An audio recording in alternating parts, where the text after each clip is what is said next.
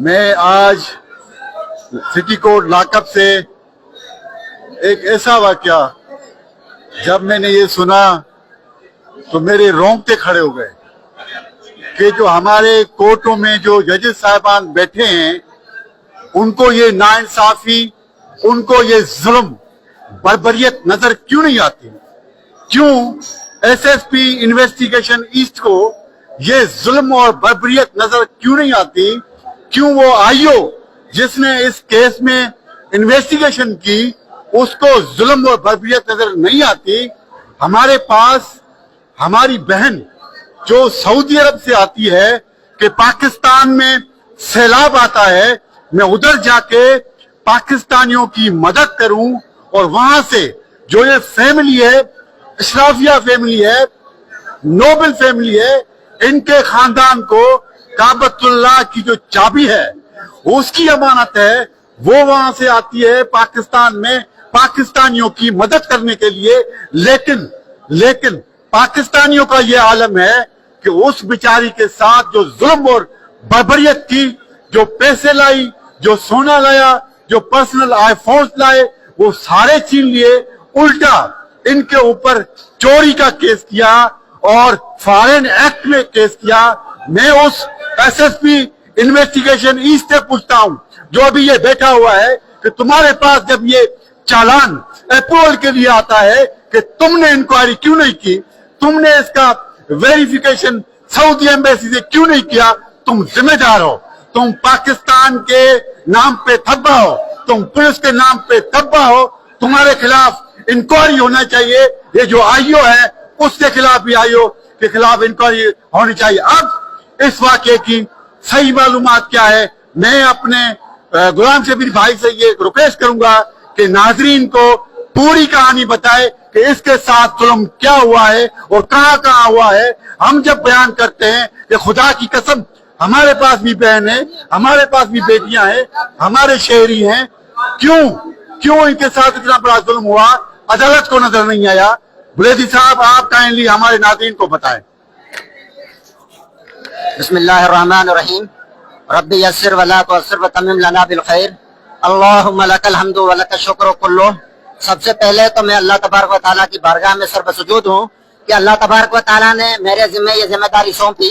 Second یہ کہ شاید یہ واقعہ پورا میں نہ بتا سکوں اور میرے اندر اتنی ہمت نہ ہو، لیکن اتنا بتاؤں کہ اسی مہینے کی 1 اکتوبر کو اسی کراچی لاک اپ کے اندر میں اپنے کسی کلائنٹ سے ملنے آیا اور لیڈیز سے پریزنر تھی، جہاں میری ملاقات اس بچی سے ہوئی جس کا نام فاطمہ بنت نور ہے۔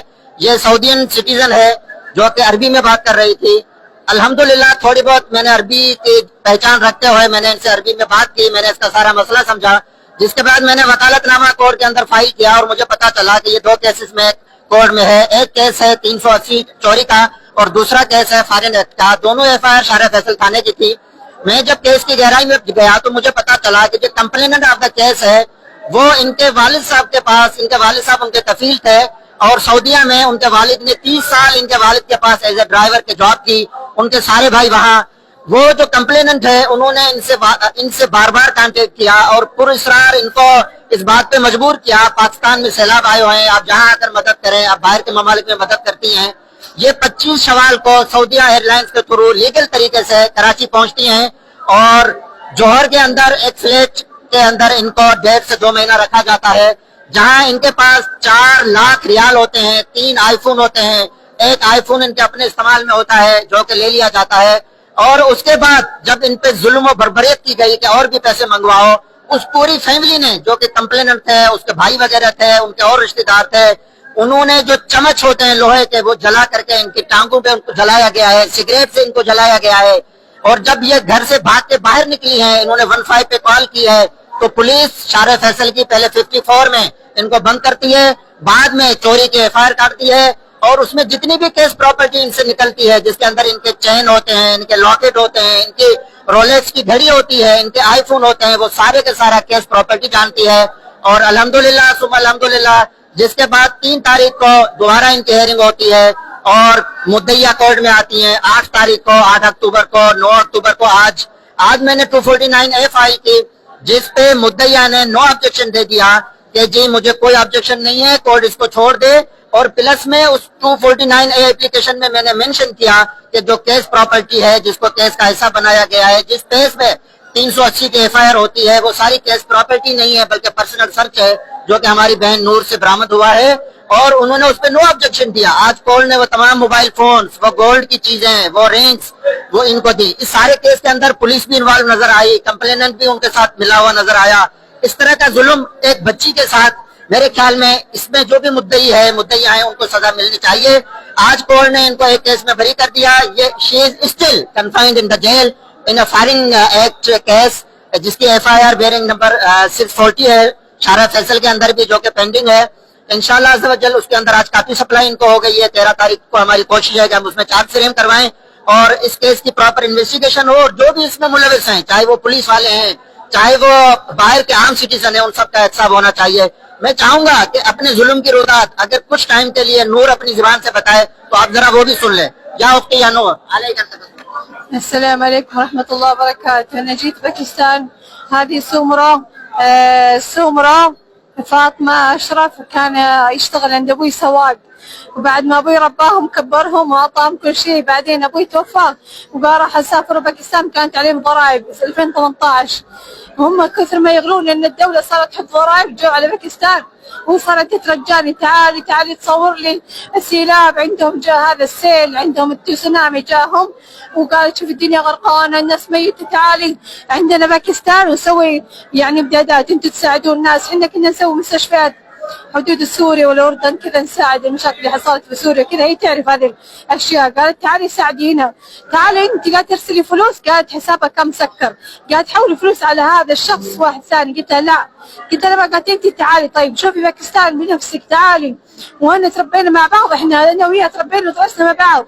أبوي رباها، أبوي صرف عليها، أبوي كبرهم هم كله حتى إخوانها، وابويا كفلهم بكل 30 سنه، ابوي يشتغل عندنا وهو يصرف عليها، هذا من التستر. وانا اقول لكل مواطن سعودي انك لا تتستر، اللي صار معي من تحت ستر والدي، وان والدي كان يعلمنا ارحموا الناس ولا تقطعوا رزاقهم، وانا ما اقول كل الناس لبعضها، هذا باكستاني وهذا باكستاني، أليس هذه رحمة الله اللي في الأرض؟ والله سبحانه وتعالى ما قال رحمتي وسعت كل شيء، وقال الله سبحانه وتعالى لا تقولوا كل البشر كذا، قولوا لما رحم الله، هذه هي إلا ما رحم الله.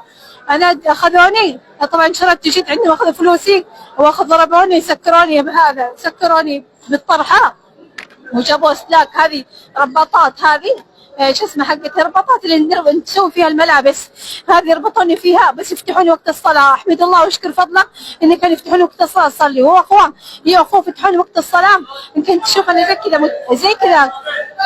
زي كذا اقعد انا مسويه اللتمه ما اكشف وجهي، الحمد لله الله سترني، وكنت يفتحوني الصلاه، وبعدين كنت طول الليل كنت اردد اسماء الله الحسنى، يوم جاء الفجر صليت قلت يا ربي يفتح الباب بخرج، يوم راح اخوي يشتري فطور خرجت انا الشارع، اخذت جوال من الشاحن ورحت الشارع، هذا جوالي اللي كان اخذوه مني، رحت الشارع قلت ابغى شرطه، انا غلطت اني قلت ابغى الشرطه، ما قلت ابغى شو اسمه قنصل السعودي، قلت ابغى الشرطه، قلت انا فكرت شرطه مسلمه زينا، الشرطه اخذوني عرفوا اني سعوديه، قالوا انت وهابيه، ودخلوني السجن، وصاحبه السجن مدير السجن اسمها شيبه، وقول لها منين وشوف، اقول لها تكفين وابكي، كلمي شو اسمه قنصل يسمونه MBC، تقول طيب تروح وتحرش عليه البنات، يضربوني حتى كسروا اسناني، خربوا اذني، ضربوني حتى الطبله عندي اتفجرت، يضربوني ضرب فشيع، حتى بعدين جتني واحده قالت ترى هم يضربونك عشان شايلين فلوسك وتوزعت الفلوس، الحين يبطلونك في السجن، انتبه على نفسك. يوم جيت انا هنا حصلت هذا الوكيل، قلت له الموضوع، قلت له كذا كذا، قال انا بساعدك. هذا اول شيء من الدعاء، ثم فضل الله علي سبحانه وتعالى العظيم ان سخر لي هذا جنده العظيم، واحمد الله واشكر فضله، والله لك الحمد والشكر حتى ترضى، ولك الحمد والشكر اذا رضيت، ولك الحمد والشكر بعد رضا، حمدا كما ينبغي جلال وجهك وعظيم سلطانك. الله موجود، الله سبحانه وتعالى حي وقيوم، وكل شيء فاني في هذه الدنيا. وانا اقول يا عالم افعلوا خير ولا تتركوا مسجونين، ابحثوا عن المظلومين في السجون يا عالم، وارحموا الناس في الارض يرحمكم الله في السماء.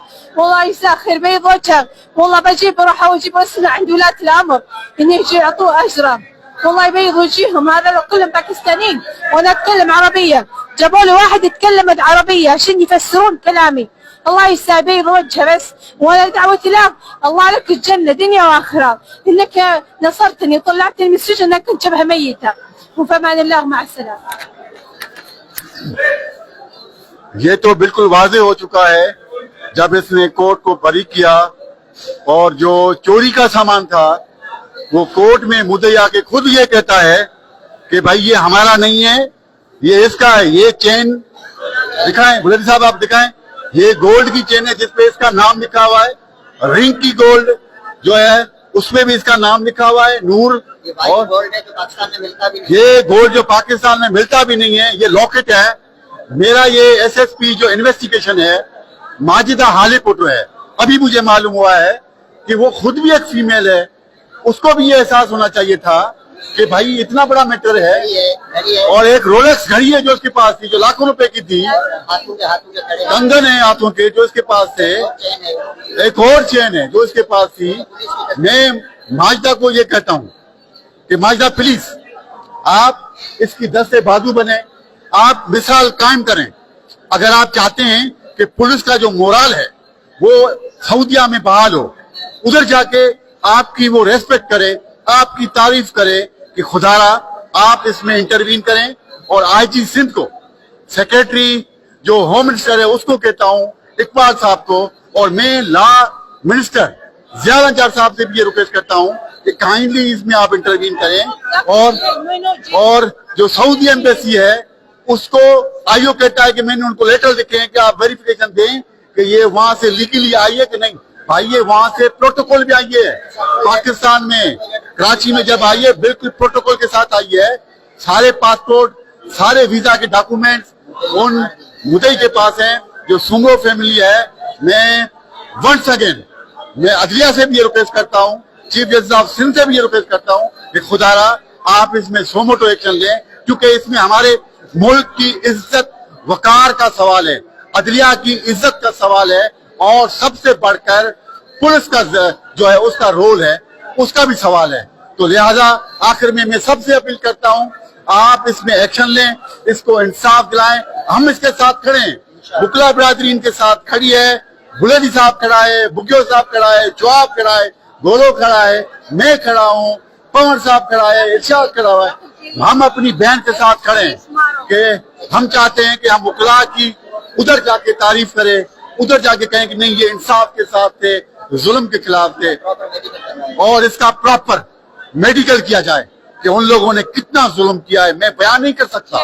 میں تمام میڈیا بھائیوں کو، پریس کلب کراچی کو یہ ریکویسٹ کرتا ہوں کہ آپ بھی آئیں، اس کی آواز جو ہے عدلیہ کے ایوانوں میں پہنچائیں، اس کی آواز سعودی ایمبیسی میں پہنچے، اس کی آواز پاکستانی ایمبیسی میں پہنچے. اور 13 تاریخ کو یہ میٹر لگا ہے. میں تمام نیوز چینل کو لیٹر لکھوں گا کہ 13 تاریخ کو آئیں اور کورٹ جو پروسیڈنگز ہیں وہ لائیو کوریج دیں تاکہ اس کو انصاف مل سکے. Thank you very much.